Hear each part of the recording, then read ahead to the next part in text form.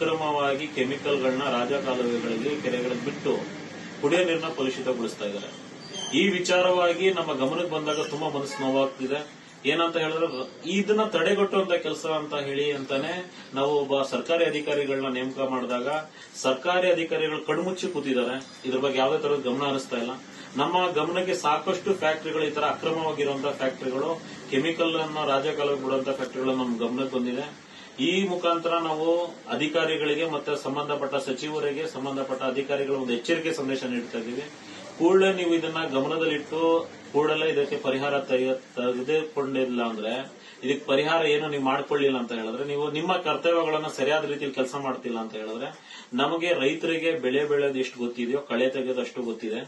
ನೀವೊಂದು ಕಳೆಯ ರೀತಿಯಲ್ಲಿ ಅಧಿಕಾರಿಗಳ ಕೆಲಸ ಕಾರ್ಯ ನಿರ್ವಹಿಸ್ತಾ ಇದ್ದೀರಾ ಅಂದ್ರೆ ನಿಮ್ನ ರಿಪೇರಿ ಮಾಡುವಂತ ಕೆಲಸನ ಈ ರೈತ ಸಂಘಟನೆ ಮಾಡ್ಲಿಕ್ಕೆ ಎದ್ದಿದೆ. ನಿಮ್ಗೆ ಇದ್ರ ಕಡೆ ಎಚ್ಚರಿಕೆ ಕೊಡ್ತಾ ಇದೀವಿ. ಕೂಡಲೇ ಅಧಿಕಾರಿಗಳು ಎಲ್ಲೆಲ್ಲಿ ಅಕ್ರಮವಾಗಿ ರಾಜಕಾಲುವೆಗಳ ಕೆಮಿಕಲ್ಗಳನ್ನ ಮಿಕ್ಸ್ ಮಾಡ್ತಾ ಇದಾರೆ, ಬಿಡ್ತಿದ್ದಾರೆ, ಅದನ್ನ ನೋಡಿ ಪರಿಶೀಲಿಸಿ ದಯವಿಟ್ಟು ಇದನ್ನ ಅವ್ರ ಲೈಸೆನ್ಸ್ ನ ಕ್ಯಾನ್ಸಲ್ ಮಾಡಿ ಸೂಕ್ತ ರೀತಿಯಲ್ಲಿ ಕಾನೂನು ಕ್ರಮ ತಗೊಳ್ಬೇಕು.